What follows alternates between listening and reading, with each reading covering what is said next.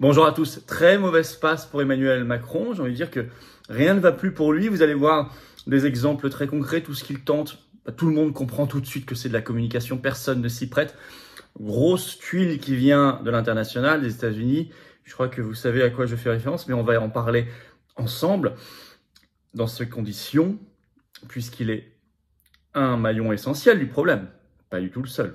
Vous connaissez le rôle du supranational, de l'oligarchique supranational. Il faut qu'il s'en aille. Nous interpellons les parlementaires par une grande pétition nationale depuis plusieurs jours qui cartonne. Nous mettons le sujet dans le débat, la destitution d'Emmanuel Macron. Le lien pour la signer, cette pétition pour interpeller députés et sénateurs, est sous la vidéo en description. Si vous ne l'avez pas encore signée ni relayée, faites-le, s'il vous plaît, maintenant. C'est extrêmement important. Continuez également de vous abonner à cette chaîne YouTube. Un petit clic, une seconde, c'est le bouton s'abonner. Une fois que vous l'avez fait, appuyez peut-être sur la petite cloche à côté. Vous recevrez comme ça automatiquement les notifications des futures vidéos, des futurs directs sur cette chaîne. C'est plus simple pour vous. Et plus vous êtes abonné, plus tout ce travail énorme qu'on essaie de faire ici, de réinformation, de vidéos, circule grâce aux algorithmes de YouTube. Merci infiniment à ceux nombreux parmi vous qui se sont abonnés récemment. Et merci infiniment tout autant à ceux qui vont s'abonner, je le sais, dans les secondes et les minutes qui viennent. Et venez aux Patriotes. Voilà. Vous êtes très nombreux à adhérer, à réadhérer ou à faire un don de soutien. C'est formidable. Il faut qu'on soit très unis, très rassemblés, très soudés et très nombreux. Parce que nous sommes un mouvement qui se bat pour des belles valeurs, notre beau pays qu'on veut libre, indépendant, souverain, notre belle France. On veut un monde humain, vivable pour nous, les générations qui viennent. On veut la liberté, on veut la souveraineté, on veut la justice sociale, on veut la dignité, on veut le respect, on veut la vérité. Des valeurs très fortes. Le lien pour adhérer ou reprendre votre adhésion annuelle, connaître ainsi les gens près de chez vous, vous serez mis en contact dans votre département, votre région, que ce soit en métropole, outre-mer ou à l'étranger. Ce lien pour adhérer ou réadhérer aux Patriotes, avoir cette carte orange d'espérance, il est sous la vidéo en description, c'est le premier lien. Il est également en commentaire épinglé dans les toutes dernières secondes de la vidéo en cliquant directement sur votre écran. Sous la vidéo en description, il y a un deuxième lien, juste en dessous pour faire un don de soutien aux Patriotes, j'en parlais. C'est défiscalisé aux 2/3 pour vous, comme l'adhésion et la réadhésion. Plus de 500 €, on donne des avantages particuliers. Allez voir sur le site des Patriotes, on les a renforcés récemment, mais dans tous les cas, c'est défiscalisé aux 2/3, quel que soit le montant. Dans tous les cas, c'est très utile pour financer tout ce qu'on fait, ce grand rendez-vous de la résistance du 3 septembre et tout le reste, et tout ce qu'on a fait avant. Parce qu'on n'a pas du tout de soutien public cette année, pas de financement bancaire, rien du tout.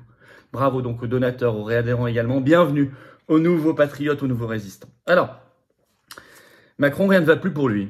On va se dire, tant mieux. Ben oui, tout ce qu'il tente en ce moment, c'est une catastrophe. Et je crois que parce que alors qu'on est au tout début de son deuxième mandat, et je vous ai toujours dit, objectif, ce quinquennat ne doit pas durer 5 ans. Je ne l'ai pas oublié cet objectif, je pense que il est même plus réalisable que jamais. Ben d'abord, son fameux CNR, la Conseil national de la refondation, le bid du siècle. Mais alors, le bid du siècle. Et il doit être lancé, là, officiellement, ce 8 septembre. Il l'avait annoncé le 3 juin, souvenez-vous, c'était quelques jours du premier tour des élections législatives. Alors, ce qui est intéressant, c'est qu'on a mûri, on a progressé par rapport à son grand débat de début 2019, vous savez, par lequel il a enterré, au moins médiatiquement, pas dans l'esprit, mais médiatiquement, les gilets jaunes. Ça avait donc fonctionné de ce point de vue-là. Ça avait manipulé, ça avait réussi à obtenir un but de com politicien. Tandis que là, son CNR, Conseil national de la refondation, qui a le même objectif, c'est éventé. Plus personne ou presque ne tombe dans le panneau. Ainsi, j'en ai pour preuve cet article, cette enquête faite par France Info, qui est en ligne le 2 septembre. Le titre, le CNR verra sa séance d'ouverture à Marcoussis, donc en Essonne, snobé par une large partie de l'opposition. En effet, selon les comptes faits par France Info, les seuls à y participer en soutenant l'initiative, il n'y en a que 2. Je vous le donne en mille, c'est La République En Marche et le MoDem. Bah oui, c'est-à-dire les deux qui forment l'ossature de la majorité, enfin aujourd'hui ils n'ont pas la majorité d'ailleurs au Parlement, mais on va dire, du gouvernement macroniste. D'ailleurs François Bayrou, l'indémodable, l'inénarrable, l'infatigable, François Bayrou sera le secrétaire général de ce CNR. Bon. Par contre, tous les autres, soit ils boycottent, soit ils participent pour l'instant avec des réserves, y compris avec des réserves Horizon, mais sans Édouard Philippe, ce qui est quand même un échec total pour Emmanuel Macron, parce que c'était quand même son Premier ministre. Et selon un des proches cités par France Info d'Édouard Philippe, je cite, Édouard Philippe ne croit absolument pas au CNR, c'est cité. Pareil, même situation ambiguë pour la CFDT, CFTC, le MEDEF et la CPME. Par contre, CGT et FO probablement n'y participeront pas. La CGT a même dit que c'était une usine à gaz, je cite, et que son nom, CNR, c'est une provocation. C'est vrai que c'est une provocation parce que ça fait référence au Conseil national de la résistance de l'après-guerre qui était hautement plus respectable, évidemment, qui est tout à fait l'antithèse même. Je vous avais expliqué tout ça à l'époque dans une vidéo. Et puis les refus de participer, ils sont très nombreux. L'Association des maires de France, l'Association des départements de France, l'Association des régions de France, LR, le RN, LFI, le PS, Europe Écologie Les Verts, le Parti communiste français, tout le monde refuse d'y participer. Nous-mêmes, les patriotes, on n'a pas été sollicités, il faut une représentation parlementaire. Ça, c'est la démocratie française. Mais on aurait été sollicités, on aurait refusé, évidemment, de participer à cette mascarade. Ce qui fait que Le Monde, un peu énervé, un peu aigri, écrit le 2 septembre ceci, les oppositions refusent de jouer le jeu. Eh bien oui, il faut tenir bon. Il faut tuer cette mascarade. Il faut l'enterrer définitivement. Voilà. Et ça, c'est un premier échec personnel, lourd pour Emmanuel Macron. Mais ça n'est pas fini.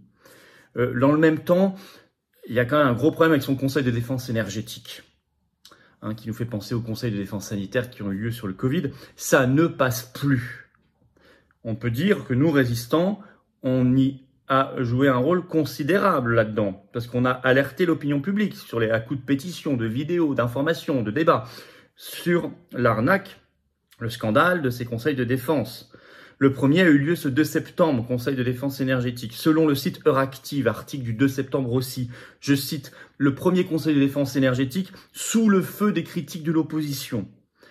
Il parle de partis d'opposition très critiques. Critique du secret défense. Je vous signale que maintenant tout le monde est au courant que c'est le secret défense, que c'est un scandale. Du temps du Covid, on l'a su à la toute fin. Ça n'était pas su, ou quand nous on donnait l'information, ça ne circulait pas. Maintenant, ça c'est une victoire, c'est une bataille gagnée. Tout le monde le sait, tout le monde est scandalisé par cela. À tel point que Véran, porte-parole du gouvernement, ce 30 août sur France Info, a même dû sortir cette ineptie un peu en urgence. La transparence est la règle, parlant de ces conseils de défense, ce qui est quand même une antiphrase totale. Bon, alors surprise, même une partie de la grande presse voit le poteau rose. Ainsi, vous avez un article très critique sorti ce 2 septembre dans 20 minutes. Le titre « Pic au plateau, Conseil de défense énergétique, 3 petits points, l'inflation est-elle le nouveau Covid-19 aux yeux du gouvernement ?» C'est ce que nous disons depuis des mois et des mois. Alors, pas forcément l'inflation, c'est tout ce qu'il y a autour de l'Ukraine et la crise énergétique et l'inflation aussi. Alors, 20 minutes évoque, je cite, le même champ lexical, les mêmes conseils de défense, la même dramatisation. Et il note ceci, je cite, Olivier Véran qui s'exprime 17 fois en 3 jours. Ça ne vous rappelle rien? Écrit 20 minutes. Mais attention, écrivent-ils, à un vocabulaire et des attitudes pouvant frôler l'excès. Ils parlent même d'un gouvernement drama queen. Je reprends leur expression. Je vais vous citer un extrait pour montrer que les critiques vont jusqu'à Emmanuel Macron dans 20 minutes donc. Mais attention, écrivent-ils, à un vocabulaire et des attitudes pouvant frôler l'excès. Emmanuel Macron cherche à dramatiser la crise à venir afin de justifier un pouvoir fort, centralisé et uni autour du chef et de sa personne. Or, un modelage institutionnel, notamment avec le retour du Conseil de défense et le contournement de la voie parlementaire, ne se justifie pas vraiment pour une crise économique, reprend Benjamin Morel, qui est politologue cité ici. Voilà. Vous voyez, les critiques s'additionnent contre Emmanuel Macron et c'est de ce point de vue-là extrêmement intéressant. Voilà pour l'extrait. Alors, et puis pire du pire pour lui, bien sûr, c'est une catastrophe venant pour Emmanuel Macron des États-Unis. Alors à mon avis, là, on en est juste au tout début. Mais il faut qu'on en parle. Parce que c'est officiel, c'est sorti information le 30 août dans le magazine américain qui est sérieux, Rolling Stone, rapporte que Donald Trump, je cite, s'est vanté auprès de ses associés de détenir des informations privilégiées sur le président français Emmanuel Macron, y compris des détails sur sa vie sexuelle. Ça, c'est ce que rapporte notamment en France un article d'I24 News du 1er septembre. Par ailleurs, ces articles ajoutent ceci, je cite, Donald Trump aurait révélé avoir glané des informations pendant et après sa présidence à partir de rapports du renseignement. Selon le site belge 7/7, article du 30 août, je cite, une rumeur qui affolerait les services français, donc services secrets. Et en effet, Rolling Stone écrit dans son article, je cite, les services français s'agiteraient depuis la perquisition qui a eu lieu domicile donc de Trump en Floride au mois d'août. Vous le savez, notamment le FBI a pris un dossier qui s'appelait Président de la France. Cette affaire-là, manifestement, agite les services français, agite l'Élysée, les affole. On ne sait pas très bien si ce dossier pris en Floride recoupe exactement ce dont parle Trump. On ne sait pas la réalité derrière tout cela. Bon. Il faut qu'on sache parce que c'est devenu une affaire publique mondiale. Et donc, ça touche à l'image de la France, à notre réputation et donc à notre influence, à notre rayonnement, à notre capacité d'agir et de nous protéger. Donc, on doit savoir.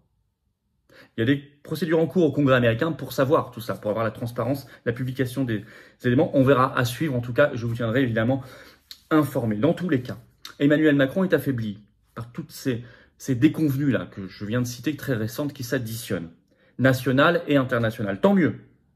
Il est un des gros aspects du problème. Pas le seul, hein.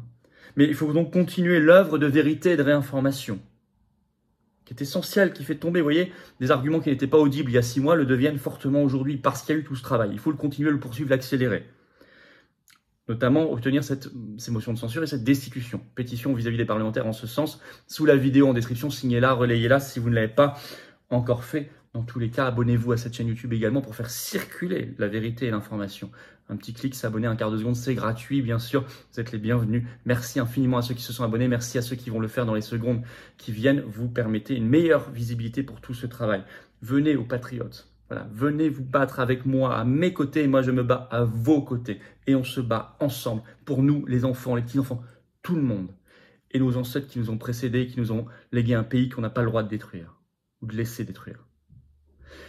Le lien pour adhérer ou réadhérer, c'est le même. Il est sous la vidéo en description. Pensez à réadhérer si vous avez adhéré il y a 1 an. Ça dure 1 an, par exemple, à l'été 2021, à la rentrée 2021. Le lien pour adhérer ou réadhérer est sous la vidéo en description. Il est également commentaire épinglé dans quelques secondes en cliquant là ou là ou là ou là, je ne sais pas, sur votre écran directement. Sous la vidéo en description, 2e lien pour faire un don de soutien aux patriotes permettant de financer tout ce qu'on fait. C'est défiscalisé aux 2 tiers pour vous, comme l'adhésion, comme la réadhésion, 2 tiers. Et ça permet de faire des choses parce qu'on n'a pas de financement public cette année, on n'a pas de financement bancaire. On est un mouvement anti-oligarchique populaire de résistance. Bravo aux donateurs, aux réadhérents également. Bienvenue aux nouveaux patriotes et vive la France.